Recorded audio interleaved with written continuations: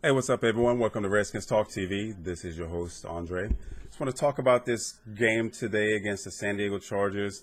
I'm all smiles, and I'm pretty sure everyone else is happy because we secured a victory against a team that we were supposed to lose to. San Diego Chargers, very tough team. We were, once again, supposed to lose against them, and I don't have any disrespect or any bullshit or trash talking against the Chargers. My best friend Troy is, in fact, a San Diego Chargers fan, has been ever since I've known him since we were in middle school. But to the game, when I gave my pregame analysis, I had mentioned a couple of things in terms of keys to our victory to hopefully beating the San Diego Chargers. First and foremost, on offense, I did mention that we would need to run the ball because it's crucial. We are a strong running team, and we need to rely on the legs of Alfred Morris as well as Robert Griffin III and Roy Helu. We were able to do that this game. In fact, Alfred Morris, he was able to get his second 100-yard game of the season, had 25 touches for about 122, 127 yards, something to that effect, even scored one touchdown. So kudos to him. Also on the ground, fullback Darrell Young within the end zone, he scored 3 of our touchdowns, and that one of those, in fact, is what helped us to win the game in overtime. On the passing side, we were able to convert on third down, which is something that we've struggled with pretty much all season. But we had a really good game when it came to third down conversions against the Chargers. Pierre Garçon had a hell of a game today, about 8 catches for about 172, 177 yards. So he's going to be listed as one of the top receivers for this week. And I'm really proud of him. Had a couple of one-handed catches, not really big fan of receivers doing that because it's one thing if you're confident, but when we need that crucial first down, getting the ball with 2 hands, there were a couple of times where I could actually see where catching it with one hand was applicable because of the body positioning, but he made it happen when we needed it the most, and he did it in spectacular fashion. So I'm glad that him and Griffin were able to make that connection from passer to receiver. Jordan Reed, I did list as one of the key pieces to our offense. He had a couple of monster plays that helped us to convert on third down, to proceed down the field, keep the ball in our possession. Also, Roy Helu had a couple of passes. Santana Moss caught a pass.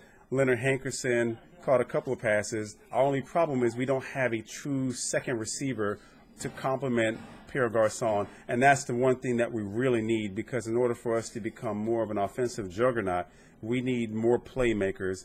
So a lot of teams are starting to keep their safeties deep so that we don't go with the deep ball, but at the same time, Jordan Reed breaking up the seam, also a couple of crossing plays and just running hook plays in the middle of the field. He's doing everything that he can, so I'm really liking this kid. Unfortunately, Fred Davis, he was inactive for a third game, so it's easy to assume that his career as a Washington Redskin is done. I actually like him because when he was drafted alongside Malcolm Kelly and Devin Thomas, he was the only one that really made sense. The other two didn't pan out.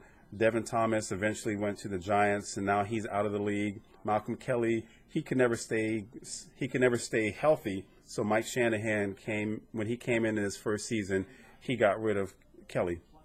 So once again, we just need a couple of receivers that will be able to step up. Santana Moss and the slot, I don't see us playing him the same way the Patriots play Danny Amendola, or as the Broncos with Peyton Manning, how he passes to Wes Welker from the slot.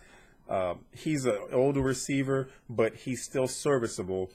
Still has pretty decent hands, although in some games he has that lack of focus and he gets a case of the dropsies. So he had the one play for about 18-yard reception or pass and run or catch and run. So that helped out. Every little bit counts. But overall, offense really helped. Couple of penalties from the offensive line, Chris Chester and Will Montgomery. The only highlight of the offensive line is Trent Williams, so I can easily see him making the Pro Bowl this season. Hopefully he won't get into any bar fights if he does go to Hawaii this season like he did last season. Now, on the defensive side, we've got, our players. D'Angelo Hall, he had a decent game. we didn't really get burnt by Antonio Gates. He had a couple of good passes, but as I also stated in my pregame analysis, the ones that you really have to watch out for were Eddie Royal. He didn't have a monster game, although he did score a touchdown from a bubble screen, which I also mentioned, because when Jim Haslett gets overly aggressive, those screen plays really hurt us. And in that one game, or that one play in particular, we had 6 defensive backs on the field, and they threw that screen to Eddie Royal, and he raced up for the touchdown. So I wasn't too happy about that. I'm pretty sure a lot of us were exasperated as well. And then, of course, when you have the likes from Danny Woodhead and Ronnie Brown, I thought Ronnie Brown was going to play more of a key piece in this game, but they really didn't mention his name a lot. Ryan Matthews, he's more of the power back, with those 3 running backs for the Chargers. So he didn't really do too much. I knew that we were going to be able to handle him, but the one that I really worried about was Danny Woodhead. I've seen him play when he was with the New England Patriots. Great pass catcher out of the backfield. Had a couple of, especially one spectacular play last week where he ran up the seam and caught the ball. Now, Danny Woodhead, being about 5'6", he's pretty elusive. But when I'm watching the game, it's almost in slow motion where he's standing alongside Phillip Rivers, and as the ball is snapped, you just see him kind of drift open in the backfield, or just matriculating, just getting open past the line of scrimmage. Next you know, he's catching the ball. So he had 9 catches for 77 yards. And, of course, the one that I wasn't too aware of, but I know now, is Keenan Allen. David Emerson had the responsibility of covering him. And David Emerson, with the exception of that one interception where he fought for it and had better positioning, but throughout the entire game, he was biting on double moves, and it just seemed like every time you looked, Keenan Allen, because we were so focused on shutting down Antonio Gates, Keenan Allen, he was making those key plays to help the offense for the Chargers get down the field. And then one move where he was going to run the inside slant, or made it look like he was going to run the inside slant and cut back out to the outside. Unfortunately, Emerson bit on that double move, Carlos Rogers, and Allen was able to score a touchdown. And then, of course, with Danny Woodhead, when they were down in the end zone and he caught the ball, that's one of the things that I can definitely praise Emerson for, because he made a key hit which prevented Woodhead from scoring. Initially, it was called as a touchdown, but upon further review, they saw that the ball was on the outside, went out of bounds, and his leg touched the pylon, knocked it over, so they reversed it, and we were able to force him to settle for a field goal. Took it to overtime. We won the coin toss, marched down the field, got the touchdown. Now we're 3-5, going up against the Minnesota Vikings on Thursday Night Football. So I'm excited about that. I'm going to be off on that day, so it's going to be exciting for me to be able to watch it on primetime television. I always mention this because for those who live around the country and are Redskins fans and it doesn't show locally on your TV, just go to firstrowsports.eu. As long as you have high-speed internet, good gaming, not necessarily gaming rig, but on your computer. I usually watch it there. I live in Texas, so I'm forced to watch the bitch-ass Dallas Cowboys, so fuck them. But all the same, this game really had me at the edge of my seat. Ass was puckered, so I hate those close games. I'm pretty sure we all do. But to come away with a victory against a team that we were supposed to lose against really, really, really left a satisfying taste in my mouth. So I get to go to sleep tonight, and I get to go to work tomorrow, and I have people ask what happened to the Redskins. For those who don't know, now they know that we won.